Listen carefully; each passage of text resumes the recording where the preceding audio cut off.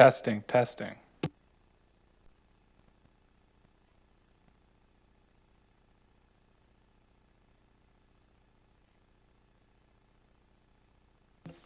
Test, test.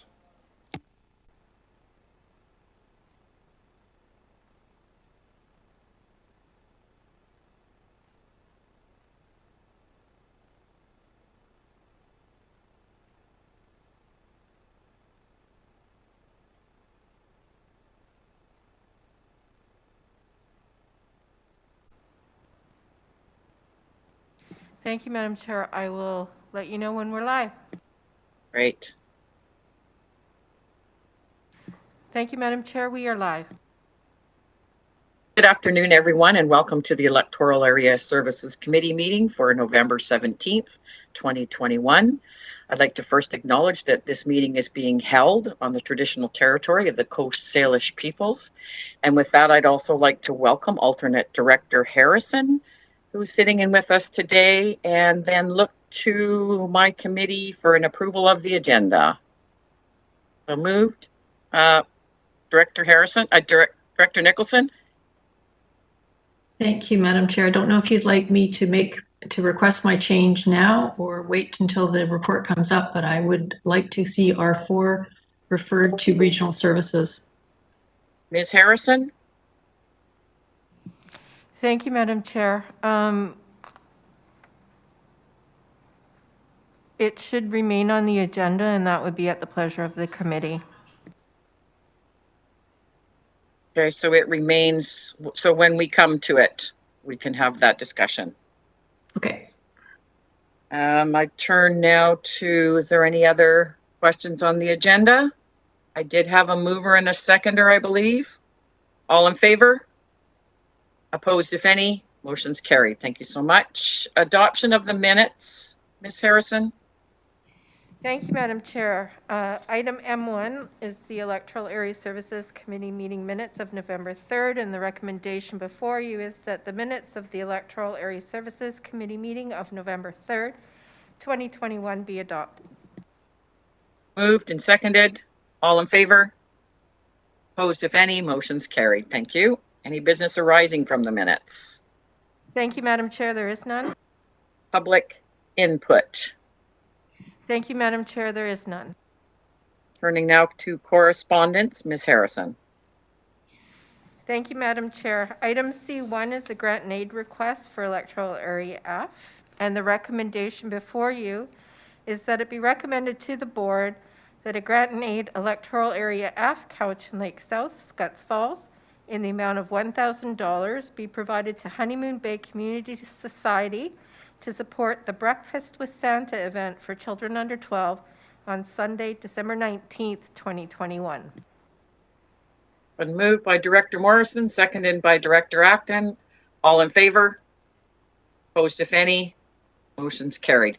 And I'm assuming, Director Martman, if I don't hear from you, that you are in favor.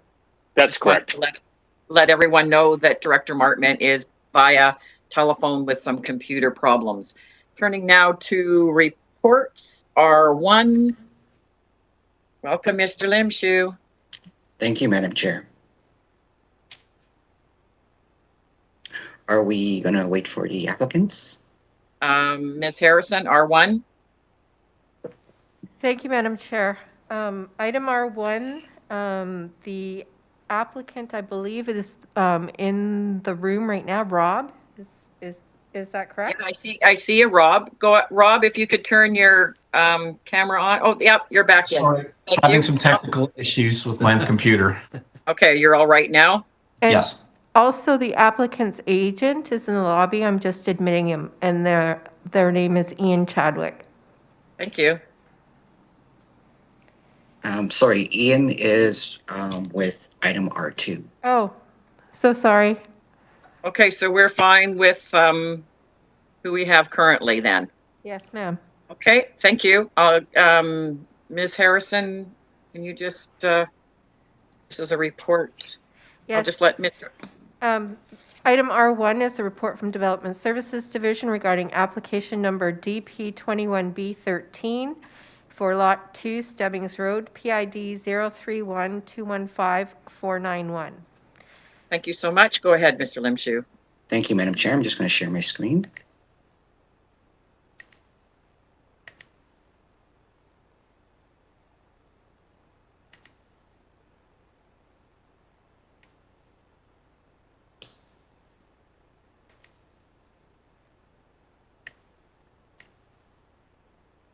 Can everybody see that?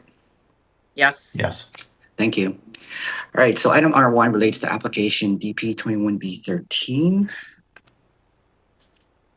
The subject property is located a few hundred meters from the intersection of Shawnigan Lake Road and Stebbings Road. It's lot 2 as identified on the site location map. The subject property is currently designated industrial and zoned industrial 5 zoning bylaw. The development permit application is to accommodate a 4-building industrial development subject property. Mr. Limshu, you're cutting in and out, so if your sound is a little bit challenging, just to let you know. Okay, it was just my mic. Is this better? Yes. Okay, so as I outlined, the proposed developments for development permit to accommodate a 4-building development on the subject property located on the site. The development permit area pertains to the form and character of the building, and it's outlined in the staff report. The building exterior and elevation will be mainly metal cladding. There's 2 primary colors, blue, gray, and accentuated with wood throughout the project. The applicants have indicated that they're going to construct the 4 buildings in succession. So start with building 1 and then move on to building 2 and so forth. In support of the application, the applicants have provided not only site plan and elevation drawings, but it's also supported by a geotechnical report, civil engineering plan, and the civil engineering plan speaks to the servicing, the on-site servicing of the project. So those services will include on-site well, on-site septic, and on-site drainage. Last but not least, it also speaks to the provision of storage tanks for water collection, and that relates to fire protection should it be required for this project in the future. Last and not least, the application is also supported by a landscape plan. So we'll be landscaping along Stebbings Road and throughout the project. The applicants will be required to provide landscape security in the amount of $22,500. So with that, I'll stop sharing my screen and answer any questions. Thank you so much. Are there any questions for staff? Are there any questions for the, go ahead, Director Acton. Thank you. I have a couple questions. I was unsure by the diagram, or it appears like it's going to be a wall along the road or a fence was one of my questions. There is a short retaining wall that will be running along the south side of the property along Stebbings Road. And it will be a lock block wall, only 2 blocks high. Follow-up, Director Acton? Sure, thank you. And my other question is, I haven't been to the site, but I can picture where it is and everything, but the area that goes along the road, I'm wondering, between this wall, if there's any plans or if it's simply just a ditch, because what I hear from the community, if they do have the courage to walk or bike that road, there's no shoulder or pathway for them to walk. So slowly, as we make improvements to the area, it would be nice to at least have gravel on the side of the road so that people could safely get off the road. Art, can you answer that? Well, the road is set back from the property line, and it's got utility poles and that. But if Yes, we could certainly put in a gravel pathway if that would be the wishes of the community. Go ahead, Mr. Limshu. Thank you. I just want to clarify that this application is a development permit, and the development permit is specific to the property itself. So the designs and plans that you see before you and included in the staff report are specific to what's going to happen on the property. Typically, off-site improvements are not part of the development permit process.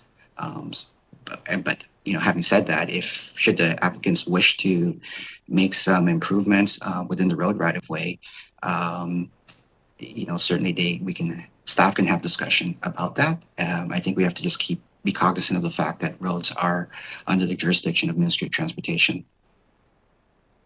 Thank you so much. There could be another conversation after currently we are discussing this development permit. Director Acton. Just to clarify, I wasn't suggesting that any work be done in the road right away. It was if there's space in front of this retaining wall. So I was curious, is it a ditch or is there space that along, or is the retaining wall just on the property line? It's on the property. It's actually set back from the property line about 3 feet at the closest point to the property line.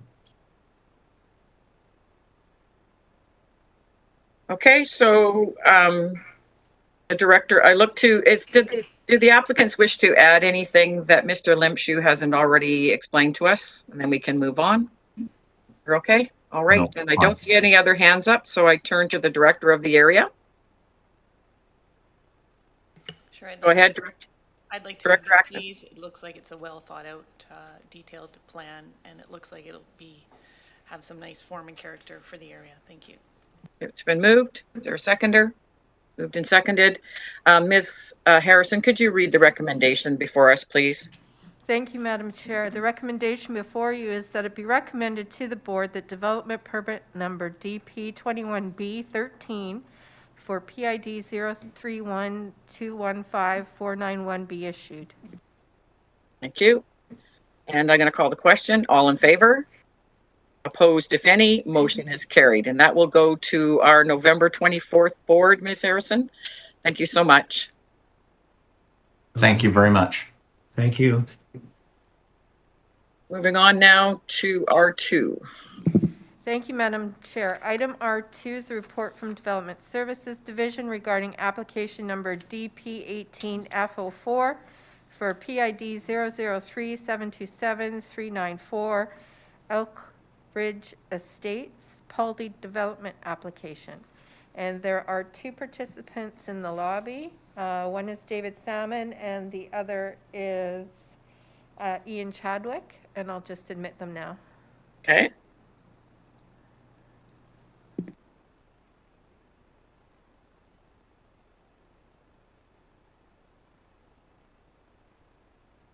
Welcome.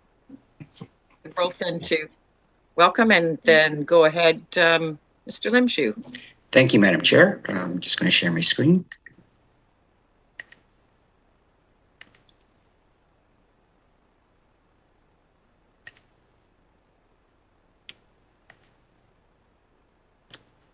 Okay, item R2 relates to application number DP18F04. The subject property is part of the Paldy development.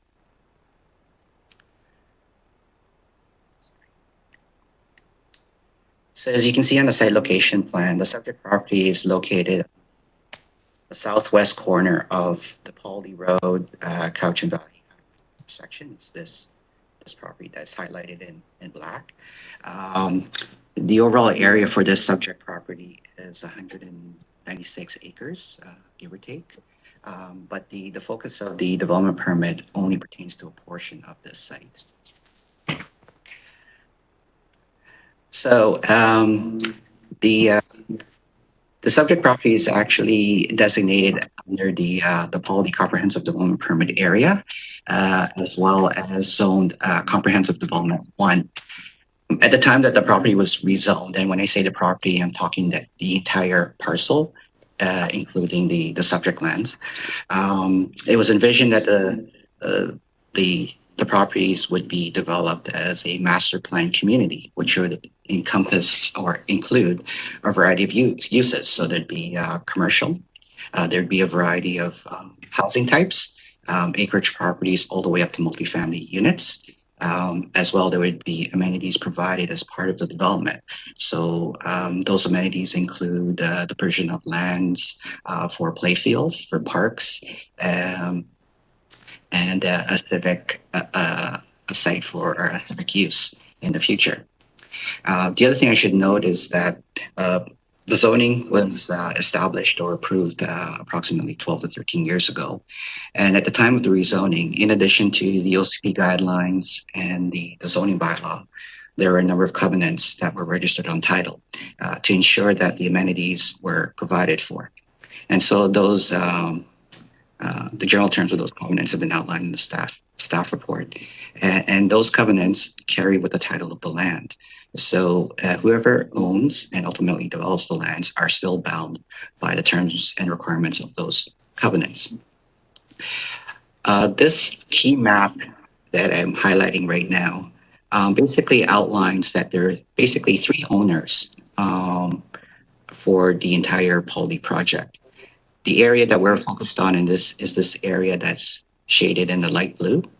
This is the piece that Elk Ridge currently owns.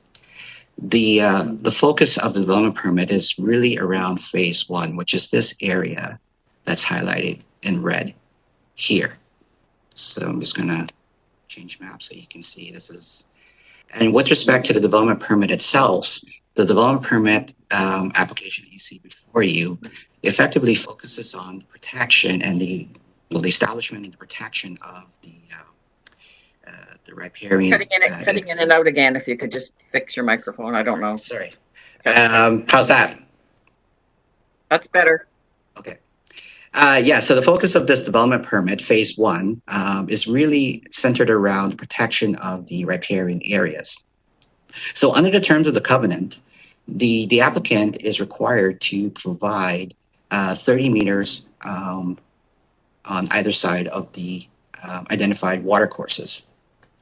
And so that's the area that's shaded in brown on the map in front of you. And so the applicants are required to provide that to the CVRD. So at the end of the day, when the subdivision is approved, those lands will come into the ownership of the CVRD. By identifying and protecting these areas, what it does do, it allows the applicant to move forward with site preparation works for phase 1. So that's effectively the lands that you see in white with the lots laid out.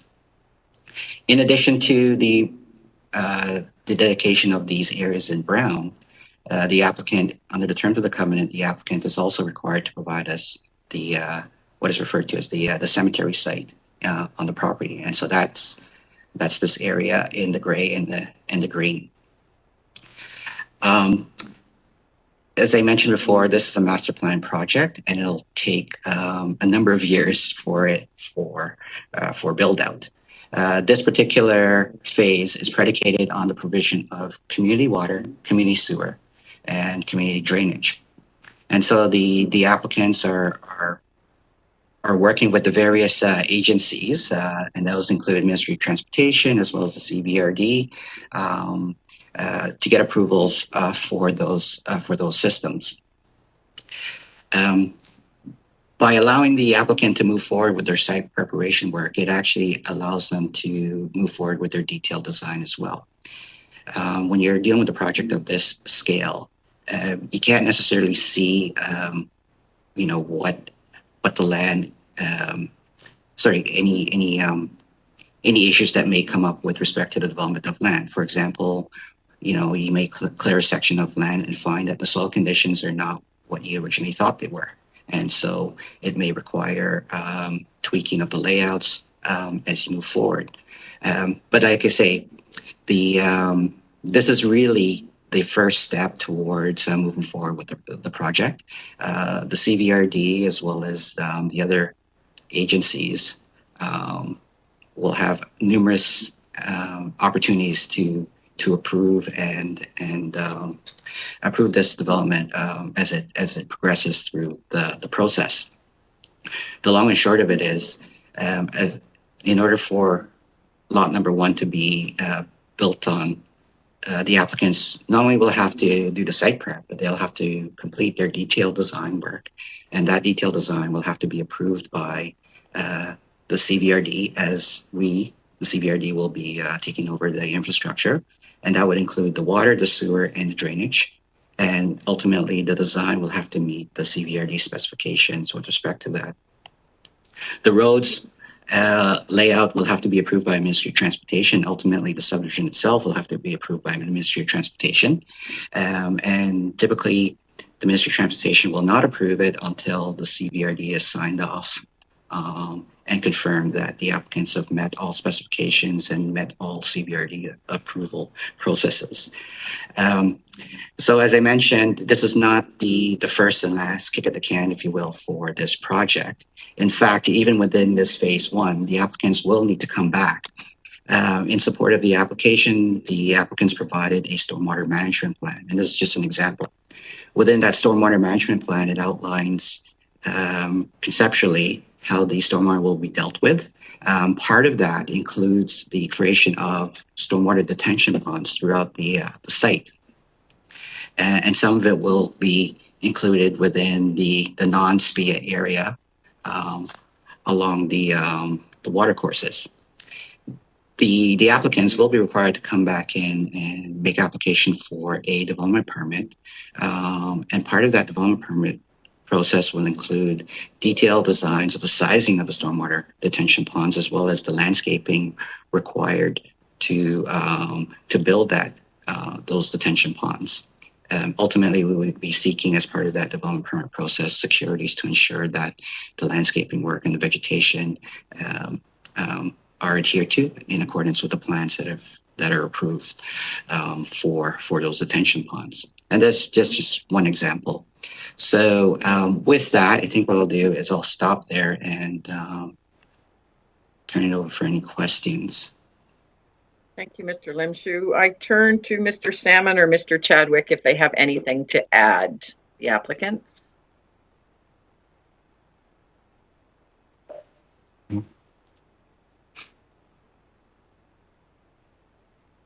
Mr. Salmon or Mr. Chadwick, do you have anything you'd like to add? Not sure what I can add at this point. Okay, thank you. And I look to the committee. Are there any questions for staff or the applicant? Go ahead, Director Nicholson. Thank you. The Satlam community is watching this carefully and are relatively concerned about the scale of development that's going to be occurring in Poldy. And I am thinking about this latest storm we've had and the fact that we need to be building new infrastructure to new standards.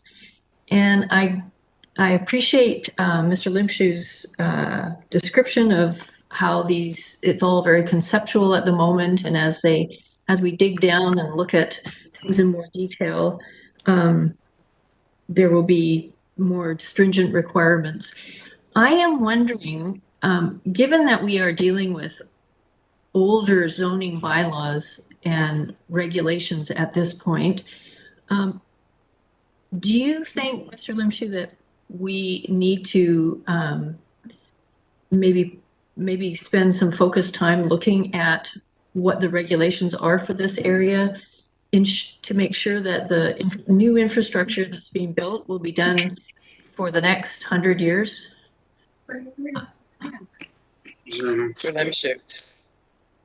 Well, I'll try to answer that. So I guess the first thing is that the zoning is already in place with respect to the property, and that was approved approximately 13 years ago, give or take a year.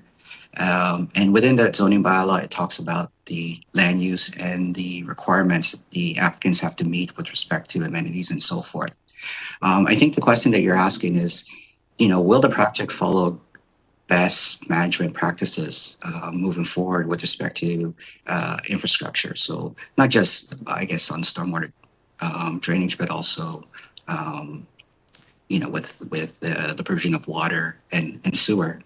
And I mean, the only thing I can say is that the applicants are certainly bound by meeting our current bylaw requirements as it pertains to infrastructure.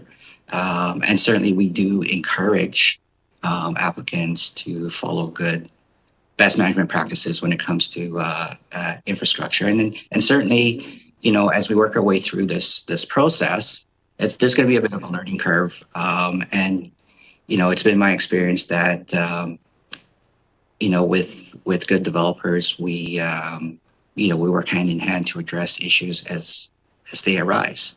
I can just say that the applicants to date have been quite cooperative in working with us. I mean, they could have certainly, a number of developers probably would have started clearing the site already. And, we've said, no, let's work to a plan to make sure that we're not just in there and doing something that might negatively impact the project or the environment. And so, I think I'll just stop there unless Mr. Dennison has anything else to add. Go ahead, Mr. Dennison. Thank you. Excuse me. Thank you, Madam Chair. So there's two comments on that. One is it's actually a requirement for professional engineers now to consider climate change. So we actually have to do that.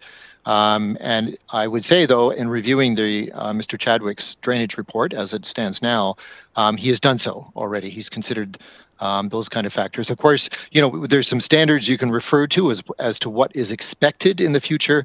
Nobody really knows what's going to happen. There's just no way to know that. But there are some standards that are available to be used, and Mr. Chadwick has done that. I don't know if he wishes to add some further comments himself, but we are obliged to do that as professional engineers, and I've reviewed the report, and I think it's conservative and well done. Well, if I could just add a little bit, please, Brian, that would be. Go ahead, Mr. Chadwick. Thank you. I'd just like to point out Dave Sam's having trouble with his microphone as well at the moment. So on what Brian was saying, the Ministry of Transportation have various climate change models that have to be evaluated as part of the stormwater management plan. So that has been done as part of the HD stormwater management plan, which Brian has reviewed. And there are various extreme statistical scenarios. So, that has all been built into the stormwater management plan, which has defined these detention ponds. Thank you so much. So I understand Mr. Salmon is having challenges with his microphone. I'm not sure if he wants to try, if he has anything else to add. Can you guys hear me now? Yes. Great. Yeah, just the only thing I could add is that, me and my family, we started this application in 2018. We put everything, our heart and soul into this project, and we just need to move forward now. So. Thank you. And of course, we've met and exceeded the requirements and the covenants of the CVRD. Thank you. Thanks, guys. I turn to the committee, seeing no other hands up. I turn to the director of the area. Thank you, Madam Chair. I'd move the recommendation, please. And it's been moved and seconded. Ms. Harrison, could you read the recommendation, please? Thank you, Madam Chair. The recommendation before you is that it be recommended to the board that development permit number DP18F04 for PID 003727394 be issued. Okay, I'm going to call the question. All in favor? Opposed, if any? Motion is carried, and thank you very much. That will go to the November 24th board. Moving on now to R3. Thank you, Madam Chair. Item R3 is a report from the Water Management Division regarding Lot A, Block 113, Utility Servicing Request, Area I, UBO. Thank you. And who will be presenting this? Go ahead, Mr. Dennison. Welcome. Thank you, Madam Chair. So this is our what we call our first stage review for utilities for the what is being called the Laketown Resort development, not Laketown Ranch, which is a different thing. This is Laketown Resort. But maybe we should just think of it as Yubo Lands or the Yubo Mill site. That would probably be better because it's sticking people's minds for the past. Anyway, and we'll, in future try to use the nomenclature that people are more familiar with. Anyway, this is the first stage review. So it just, it serves two purposes. One purpose is to provide a listing for the developer of our expectations with respect to the utilities and the sorts of standards that we're going to want to see and the procedure for how that comes about. And we feel that that's a good idea to do that right up front so there isn't surprises and they know what to expect. Also, the second purpose is to provide awareness for the committee and board that this work is underway, that we've received this request, that staff will be putting some time into it. Sometimes with some developments, there could be controversies as well. Perhaps there might be people concerned about, water or sewer or something of that nature. So you have some background and awareness that it's on the books and being looked at, and we're going through some approval processes as well. So as said, this was had been known as Yubo Lands development. We actually had this first review stage done in 2006. However, that's quite a long time ago now, so we thought we'd better to bring it back and update it and make sure that everybody's aware of what's going on. This is for the initial. It's a very large development, but this is the first phase, which is proposed to be about 40 units. So it's relatively modest. They've requested in our review, you'll see among the requirements is that they provide a well for the water capacity. However, we will be connecting. The plan is to connect them initially to the Yubo water system. They have a well on site. It's quite a good well, so they need to apply for a license for that well to make up for the amount they will be using in the long term for the whole development, and also get the license or apply for the license for that. However, we feel pretty comfortable with the initial connection to the Yubo water system because we have a very large license and a very large well that produces excellent quality water. So we're not anticipating any issues with that, and it's a way to get it moving. As I've mentioned in other reports and other times, the licensing process is very, very slow, and we don't think that's necessary to hold them up for 40 units at this point. The other interesting point in here is on the sewer side, we're suggesting a Class B standard. So there's no liquid waste management plan here that mandates a Class A standard. We feel that the Class B is quite a high standard, but a bit more achievable to operate for us to. It's not as rigorous a standard as Class A. We're not aware of in the process. You have to do an environmental impact assessment anyway. So we'll see if there's anything unexpected that comes out of that might indicate a Class A standard is required. We're not expecting that to be the case. It does sometimes come up though. At Bald Mountain, for example, we have a Class A standard because the water wells are in relatively close proximity to the disposal site, and so they needed to go to Class A for that reason. So that may yet come about, but as an initial take on this, we're saying Class B would be acceptable. The lakeside development in Yubo on the east end has a Class B discharge there. Otherwise, there's a number of little points. I'm not going to step through them all. It's pretty much the standard that we use for all these kinds of developments. Thank you. Is the applicant, I'd forgotten, is the applicant online with us, Ms. Harrison? There is no applicant. Okay, that's no. I just had, before I go, I don't see any hands up. I was just going to ask, I read about lighting, and I know that Cowichan Bay is a dark sky community, and we really have issues where around the ocean and water and able to see the stars and that. So this is going to be a development that's all lit as well, right? Is what I understand. They do not have dark sky in Yubo. So, Madam Chair, street lighting is a bit of an odd one. So we don't there's no requirement. So obviously to have a home, you have to have proper water supply and you have to have proper sewer management, and to have a development, you've got to have proper drainage management. All those things are necessary in order to have, basically any kind of development. Street lighting is not necessary, and so, but we offer to create a service area and look after the street lighting in the long term, so it is properly managed. But it's not a thing that we require. We have no CVRD standard requiring it, and generally speaking, I don't think highways do, or there's no other jurisdictions involved. So it's up to the development whether they wish street lighting or not. The only thing I would say, though, is that if there were, a dark sky policy or a public interest in not seeing streetlights, that should probably be brought forward fairly early in the process.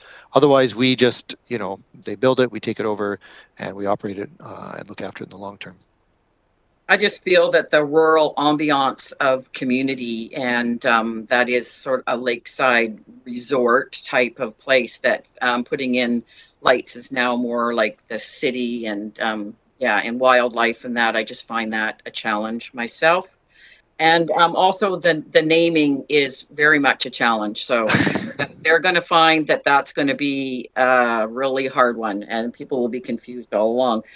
I turn to Director Smith and then Director Kuhn. Thank you very much.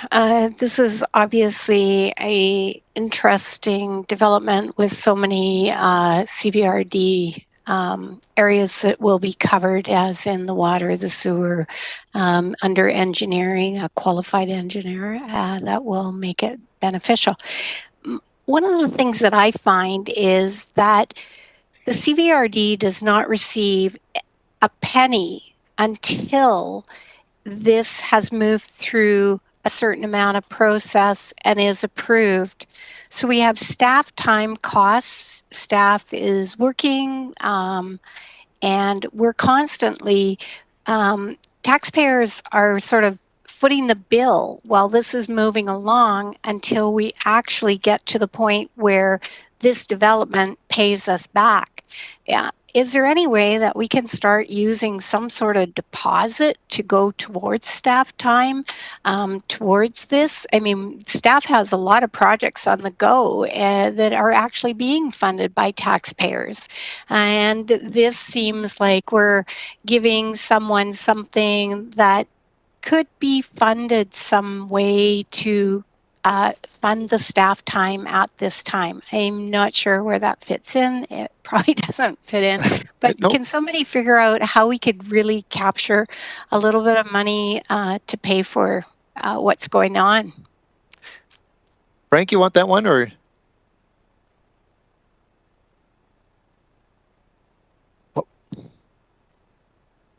Oh, can't hear you.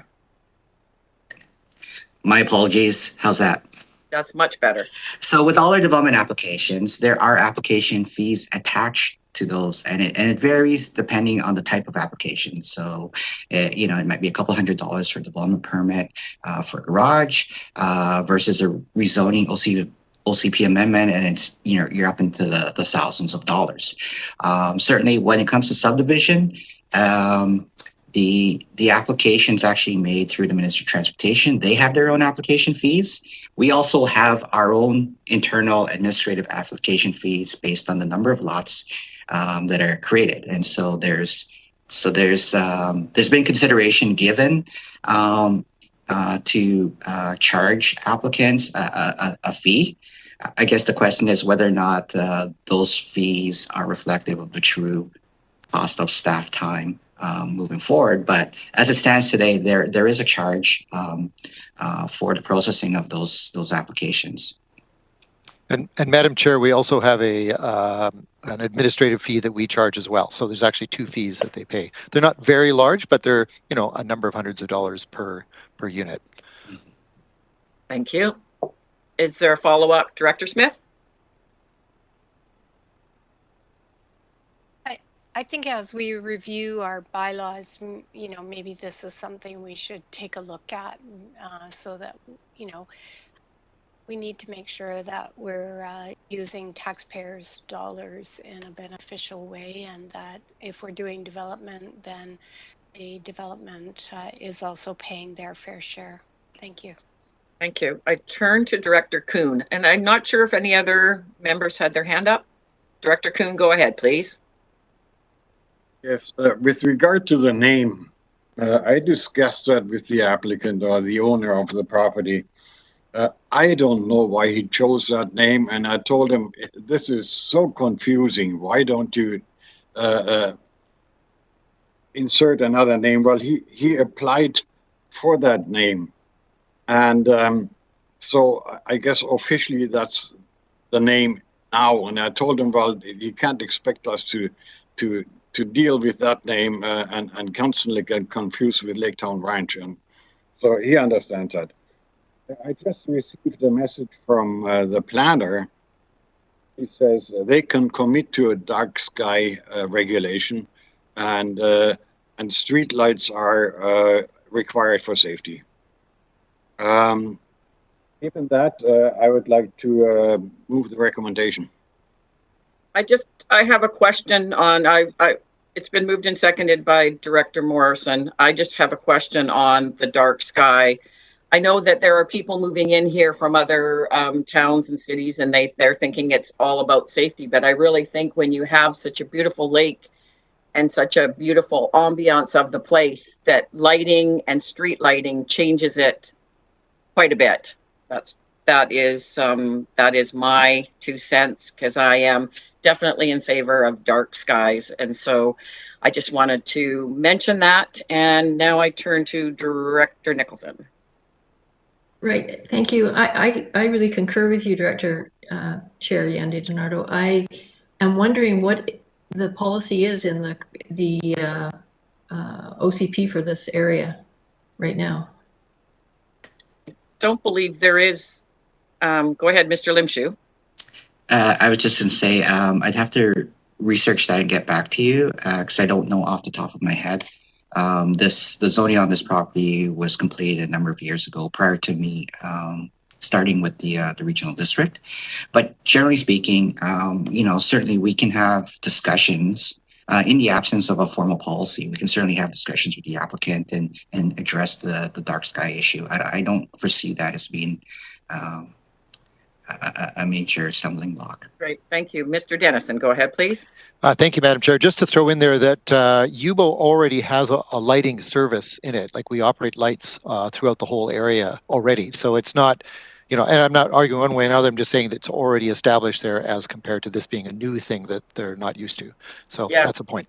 Yes, I realize that. Cowichan Bay has one subdivision with lights. That is very annoying. Okay, so I turn to, could we read the recommendation? I believe there's some wording changes, Ms. Harrison. Thank you, Madam Chair. Yes, just with regards to the word stormwater, wherever the word stormwater appears in the current recommendation, it'll be deleted and replaced with drainage. So the recommendation. Thank you. You're welcome. The recommendation before you is that it be recommended to the board that first stage review for takeover of the water, sanitary sewer, drainage, and street lighting systems for the proposed subdivision of Lot A, Block 113 in Yubo, as requested by the owner, be approved subject to the following conditions. Number 1, the preliminary concepts, detailed design, and installation must be approved by water management staff to ensure compliance with CVRD, provincial, and federal design standards, and further, that the sewer treatment system must meet minimum Class B standards. Number 2, the developer must have a qualified professional prepare and submit the registration of discharge form, operation plan, and environmental impact study, and all other necessary documentation to the Ministry of Environment for the sewer treatment and disposal system. Number 3, that the water source, treatment, reservoir, and distribution works have adequate capacity and fire flow and have received approval from the Island Health Authority. Number 4, that the wells and well lands be turned over to the CVRD at first phase of development. Number 5, The developer is required to provide all water and sewer servicing infrastructure for the proposed development. Number 6, the developer provides a 2-year warranty on the completed works backed by an irrevocable letter of credit for 10% of assets. Number 7, all lands on which infrastructure works are located are transferred to CVRD at the first phase of development, except where not practicable, in which case will be placed with registered statutory rights of way using the CVRD's standard charge terms. Number 8, the developer is required to provide a suitable reserve fund to start the water and sewer functions. Number 9, the developer shall pay all costs associated with monitoring and sampling requirements for the sewer system for the initial intensive monitoring period. Number 10, the drainage function be designed by a qualified professional that meets CVRD standards. Number 11, the street lighting system meets the CVRD standards with energy efficient and low maintenance LED lamps. Number 12, a utility transfer agreement must be executed between the CVRD and the owner developer. And number 13, that a petition process be carried out for establishment of service areas for water, sewage, drainage, and street lighting systems. Okay, I turn to the committee. It's been moved and seconded. All in favor? Opposed, if any? Motion is carried. R4. Thank you, Madam Chair. Item R4 is a report from the Parks and Trails Division regarding active transportation contribution request for Allenby Road improvements for Couch and.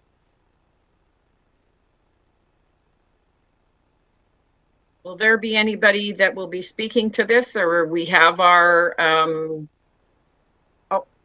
hello, Mr. Farquhar.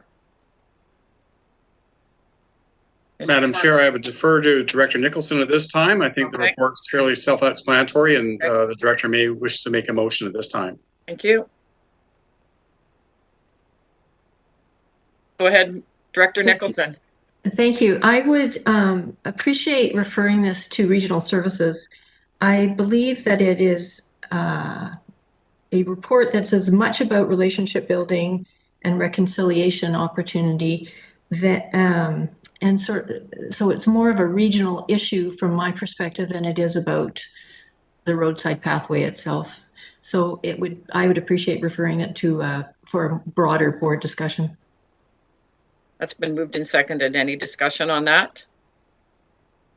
And all in favor? Director Nicholson. I mean, sorry, Director Smith. Hands were waving.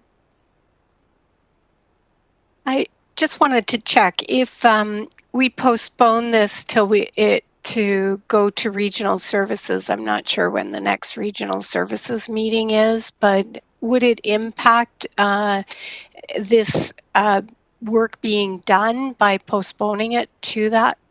Thank you. Mr. Farquhar? Madam Chair, this would have no impact. The earliest this project would be initiated, depending on funding, would be in 2022. Okay, seeing no other questions. Director Nicholson?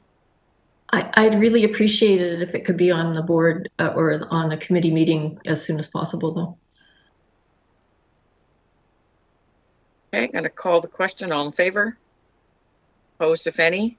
Motion's carried. Thank you. R5, Ms. Harrison. Thank you, Madam Chair. Item R5 is a report from the Community Planning Division regarding MEN CD10 zone, Cobble Hill.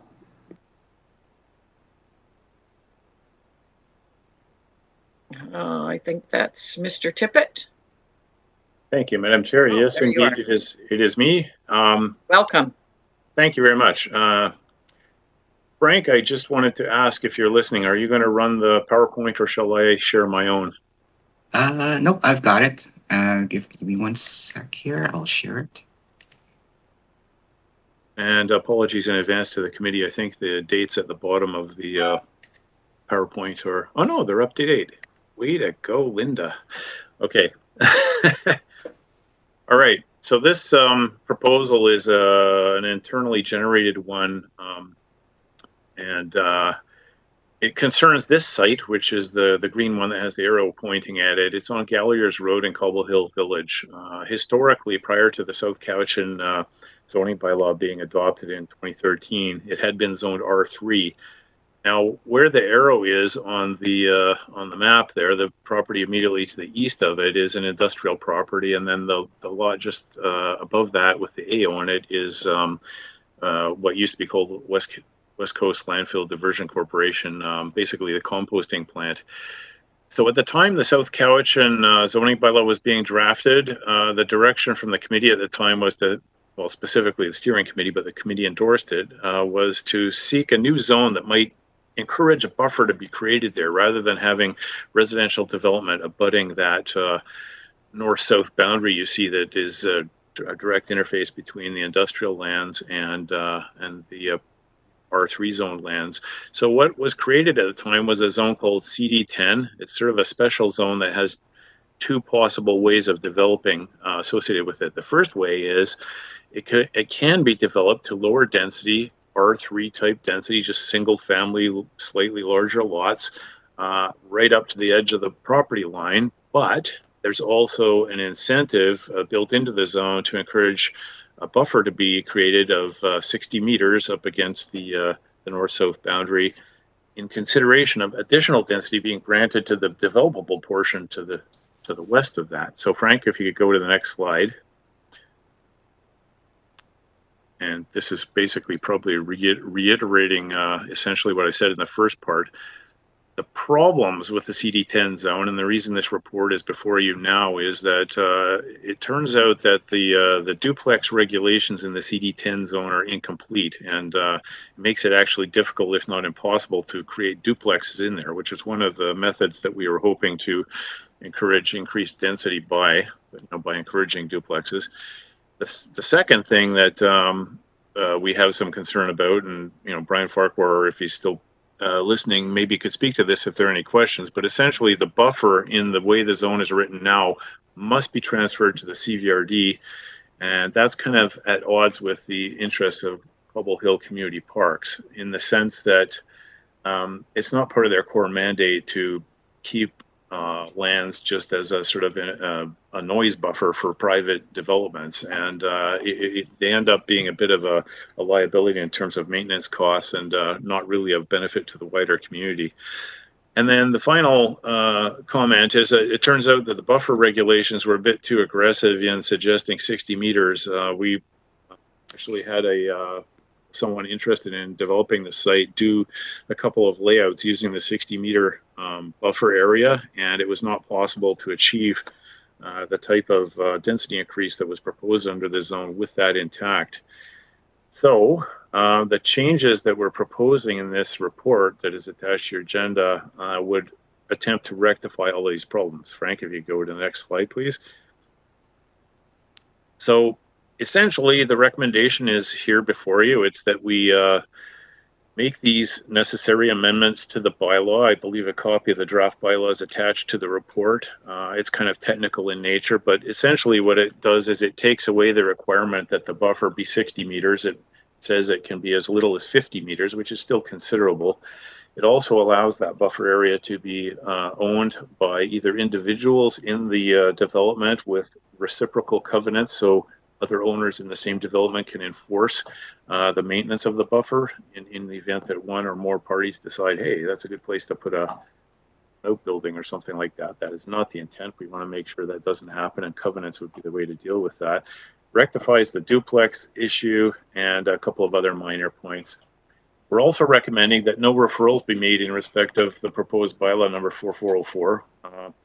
Because it is a technical refinement of an existing zone. The zone's been in existence now for almost 9 years, I guess, and these changes don't really depart from the intent of the zone, and certainly don't depart from the density provisions. And finally, we're recommending that a public hearing be waived and that we do public notice in accordance with sections 464 and 467 of the Local Government Act. So with that, I will stop speaking and answer any questions if there are any. Thank you. Thank you, Mr. Tippett.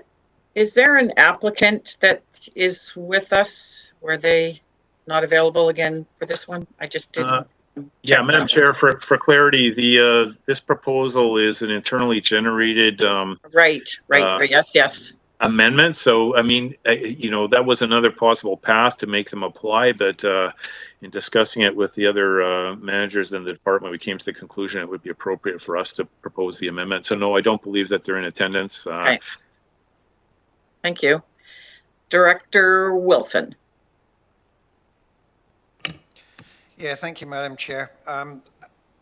There have been some concerns been brought forward by a Cobble Hill resident, and I thank the resident for bringing those forward.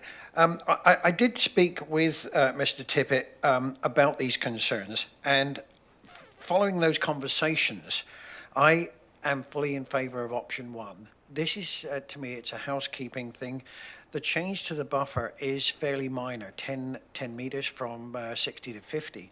And if the committee wishes, I'm quite happy to repeat the questions and the conversations that I've had with Mr. Tippett, so that members of the public and obviously the directors here are made fully aware of the responses, which may allay some of those concerns.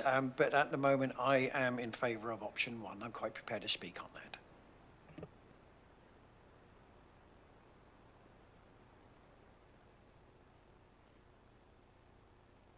Director Wilson, you're moving it, and Director. Sorry. Thank you, Madam Chair. Yeah, I am. I move on option one. Okay, and then Director Kuhn seconded it, and I turn to Director Nicholson. Thank you. So one of the issues that was raised by a Cobble Hill resident was about putting more density where there are already odor issues. And so I am wondering if we are creating a larger problem for ourselves by doing this right now until we've Director Wilson? Yes, Madam Chair. It's a good question, actually, because regardless of what we put there, we could put anything there. There's still the problem will still exist. In this particular case, there is a need for extra housing. We all know that. This is a way of doing that. And to be perfectly honest, the developer is aware of the problems, and he will bring those problems to any potential purchasers. So really, I'm not sure what anybody, as you know, I'm still fighting the odor problems that we've got there. But I don't want that to be a barrier to any kind of progress towards providing what could be lower cost, I don't know that, but certainly higher density housing for something which is in dire need in this area. And I do appreciate Director Nicholson's concerns here over odor, but there is one solution to that, and it's not to stop this development. Okay, go ahead, Mr. Tippett. Thank you, Madam Chair. Yes, just to further what Director Wilson was saying, I think it bears reminding everyone, including ourselves, that the default is not that it will not develop. I mean, there is already a CD10 zone in place, which would theoretically permit the land to be subdivided into maybe, I'm not sure of the number, but let's say 15 or 16 parcels, all of which, or some of which would be right up against that industrial land. So the base case scenario is definitely worse than the sort of what appears now to be unworkable density enhancement version, where there would be a 60-meter buffer. So this reduction of the buffer by 10 meters makes it more likely that there will be a bigger setback from those industrial lands, notwithstanding that odor can transcend 50 meters, than the base case where there'd be people right up against it. I guess that's a bit of a philosophical question, though. I mean, there would definitely be more people living, relatively close to that site in the event that higher density option occurs. But we can remain optimistic that perhaps the odor issues will be attenuated over time. I certainly hope that's the case. Thank you. Thank you. Ms. Harrison, could you read the recommendation, please? Thank you, Madam Chair. The recommendation before you is that it be recommended to the board, number one, that CVRD bylaw number 4404, South Cowichan zoning amendment bylaw, CD 10, 2021, be forwarded to the board for consideration of first and second reading. Number 2, that no referrals be made for bylaw number 4404 as it is a technical refinement of an existing zone. And number 3, that a public hearing for bylaw number 4404 be waived and that public notice be given in accordance with sections 464(2) and 467 of the Local Government Act. Okay, I'm going to call the question. All in favor? Opposed, if any? And Director Wilson, did you have anything else to add? Thank you, Madam Chair. No, I think that's it. Thank you. Okay. Okay, we're moving right along. I believe we are now at question period, Ms. Harrison. Thank you, Madam Chair. There is none. Okay, we now go to an adjournment. A motion to adjourn, moved. Second, all in favor? Opposed, if any? Thank you very much, everyone.